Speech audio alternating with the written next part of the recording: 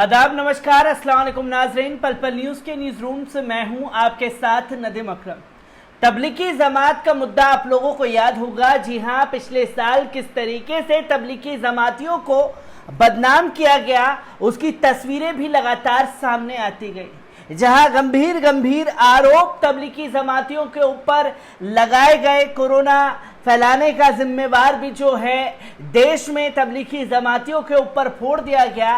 पर असल तो ये है कि राज्य सरकारें अपने आप को बचाने के लिए तबलीगी जमातियों को बलि का बकरा बना रही थी, जैसे कि बॉम्बे हाई कोर्ट के जजमेंट में भी ये देखने को मिला। पर खास तरीके की कार्रवाई जो है उत्तर प्रदेश पुलिस द्वारा तबलीगी जमातियों के ऊपर की जा रही थी, जहां खुल करके उनके ऊपर आतंकवाद जैसे गंभीर आरोप लगाए जा रहे थे। उनके ऊपर इस तरीके के आरोप लगाए जा रहे थे कि जैसे उन्होंने मर्डर कर दिया हो, एक खतरनाक अपराधियों की तरह उन्हें ट्रीट किया जा रहा था और उन्हें अपराधी बताया जा रहा था। पर उत्तर प्रदेश पुलिस और सरकार के रवैये से इलाहाबाद हाई कोर्ट जो है काफी नाराज है और उसके रवैये पर ही सवाल उठा दिए हैं। तबलीगी जमात के समर्थन में इलाहाबाद हाई कोर्ट का जो जजमेंट अब सामने आ रहा है, उससे यकीन मानिए कि कहीं ना कहीं अब ये लगने लगा है कि इंसाफ जिंदा है और इसी इंसाफ को पाने के लिए जो है लोग कोर्ट कचहरी के चक्कर लगाते हैं।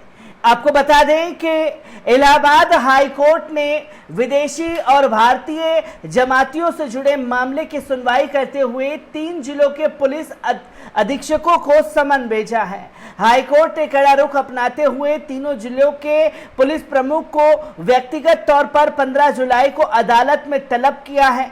हाई कोर्ट ने जमातियों के खिलाफ धारा 307 लगाने पर भी सवाल उठाए हैं। इलाहाबाद हाई कोर्ट ने शुक्रवार को विदेशी और भारतीय तबलीगी जमातियों से जुड़े मामले में सुनवाई की। यूपी में पिछले साल महीनों तक जेल में बंद रहे विदेशी जमातियों के मामले में पुलिस के रवैये पर इलाहाबाद हाई कोर्ट ने नाराजगी जताई है।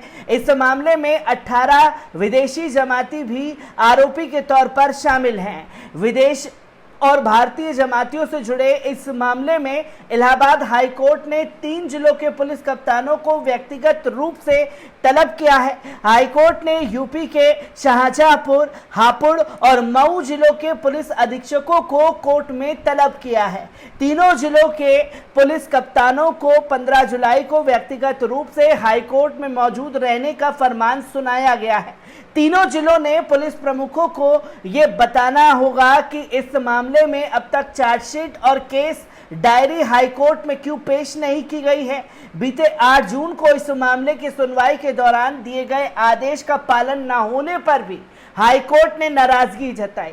हाई कोर्ट ने कहा कि मऊ जिले के एसपी को यह भी बताना होगा कि जमातियों के खिलाफ आईपीसी की धारा 307 क्यों लगाई गई। आपको बता दें कि पिछले साल यानी मार्च 2020 में नई दिल्ली के निजामुद्दीन इलाके में स्थित मरकज में आयोजित जमात में विदेशी और भारतीय जमाती आए हुए थे। भारत में तब तक ना तो कोरोना की लहर थी और ना ही कोई कोरोना प्रोटोकॉल था। इसके बावजूद यूपी शाहजहांपुर और हापुड़ जिले में विदेशी जमातियों को जेल भेजा गया था।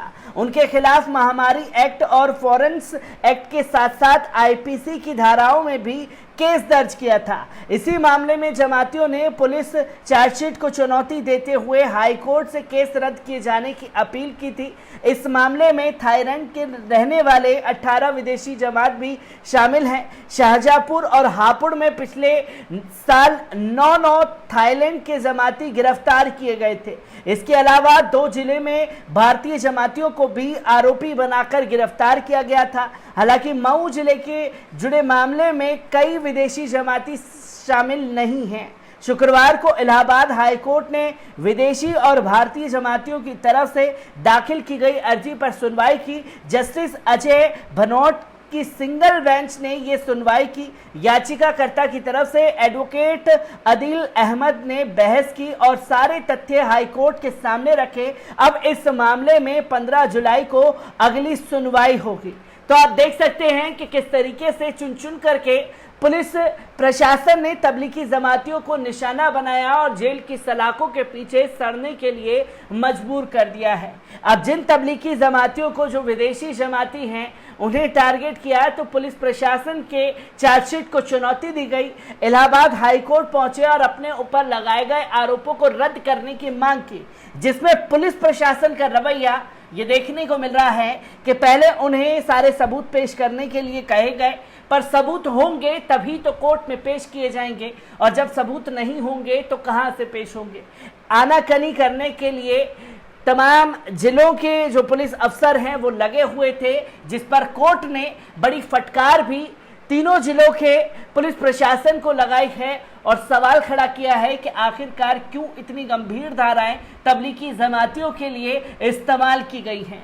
इलाहाबाद हाईकोर्ट से जुड़ी हर एक अपडेट आप लोगों के साथ यूं ही साझा करता रहूंगा। दीजिए इजाजत, शुक्रिया।